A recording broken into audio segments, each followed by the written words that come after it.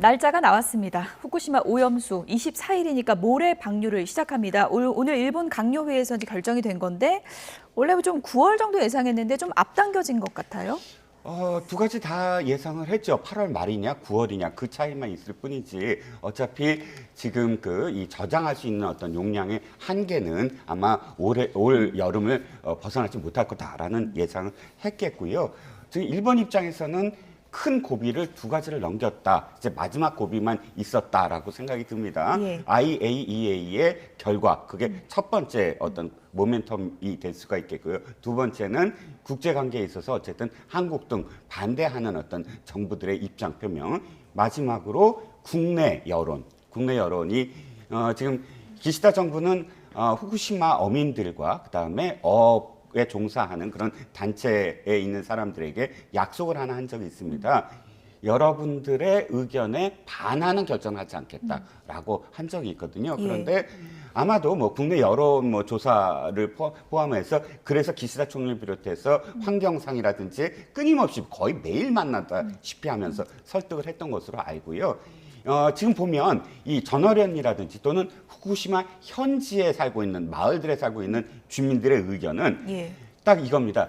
다 좋은데 풍평 피해를 어떻게 해소할 거냐. 풍평이라는 게 일본어였긴 하지만 정확하게 말씀드리면 괴소문입니다. 괴소문. 풍평이라고 해서 바람풍의 평화평자인데 괴소문과 관련돼서 우리가 우리의 수산물이라든지 이런 것들을 사지 아니하면, 소비하지 아니하면 어떻게 할 거냐, 그 피해를 어떻게 할 거냐. 그래서 과학적으로는 안전에 대해서 설득을 할 수 있지만 사회적으로 안심시켜달라. 이게 어민들의 어떤 요구로 보입니다. 민주당이 이제 후쿠시마 오염수 방류와 관련한 정부의 대응에 대해서 굉장히 비판적인 입장인데 이번에 이제 방류 결정이나 이런 게 한미일 회의 이후에 좀 빠르게 진행된 거 아니냐 이렇게 또 비판하는 시각도 있더라고요. 네, 그렇죠. 지금 이제 괴소문이라는 단어가 나와서 이제 괴담 이거하고 같은 단어죠. 그래서 그 부분 하나만 좀 설명드리려면요. 지금 2011년도 동일본 대지진이 나고 원자로가 폭발하면서 그 핵 노심에 직접 닿은 그 오염수거든요. 그냥 원자로 식히기 위한 오염수하고 차원이 다릅니다. 그래서 이거는 이 60가지 핵종을 담고 있는 아주 독한 오염수인데 이거가 하루에 11년 동안 하루에 180톤씩 쌓이고 있습니다. 근데 이런 엄청난 양의 그 핵 오염수를 지금까지 방류를 바다에 뿌려본 적은 인류 역사에서 한 번도 없습니다. 그럼 이게 어떤 결과를 나올지 이게 모르는데 이게 어떻게 과학이라고 할 수 있습니까? 그리고 언제부터 그 도사 찾던 분들이 과학을 찾았는지 모르겠는데 이 정부가 이런 식으로 설득을 지금 못하고 있는 거거든요.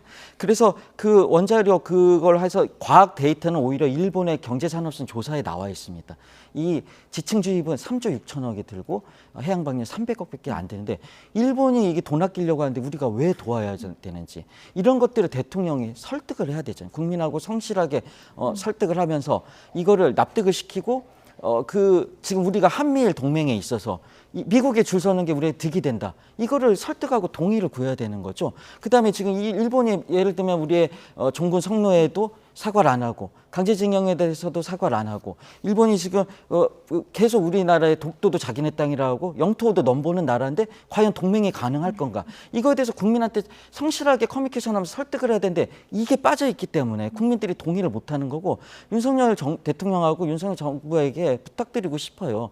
뭘 정책을 추진하려면 국민들하고 소통을 하면서 설득을 하면서 동의를 구하면서 추진을 해야지 이렇게 일방통행으로 그냥 무조건 직진하는 식으로 하면은 저항이 계속 부딪힐 수밖에 없잖아요. 그 부분을 꼭 말씀드리고 싶은 거죠.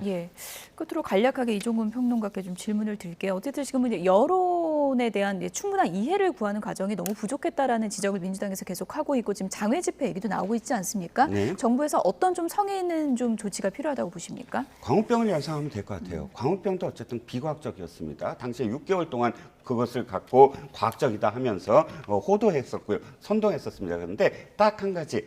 이명박 정부가 뭘 잘못했냐면 국민 설득을 처음부터 잘못했어요. 그때 당시에 미국에 와서 재미교포들한테 우리가 큰 성과를 얻어냈습니다. 한미 FTA 이렇게 표현했거든요. 사실은 첫 번째 표현이 농민들에게 피해가 갈 것을 어떻게든 정부가 보전하겠다. 이렇게 시작을 했었어야 됐다. 즉 같은 결과지만 저는 후쿠시마도 이건 과학적으로 지금 성립이 저는 거꾸로 된다고 생각을 합니다. 하지만 사회적 안심, 그러니까 과학적 안정과 사회적 안심은 다르다. 안심할 수 있도록 설득해야 된다라는 생각입니다. 어쨌든 방류가 이제 현실이 된 것이기 때문에 이 부분에 대한 또 여야 공방이 치열할 것으로 보이는데요. 여기까지 줄이겠습니다. 이종근 평론가, 조승현 수석상임 부위원장 두 분이었습니다. 고맙습니다.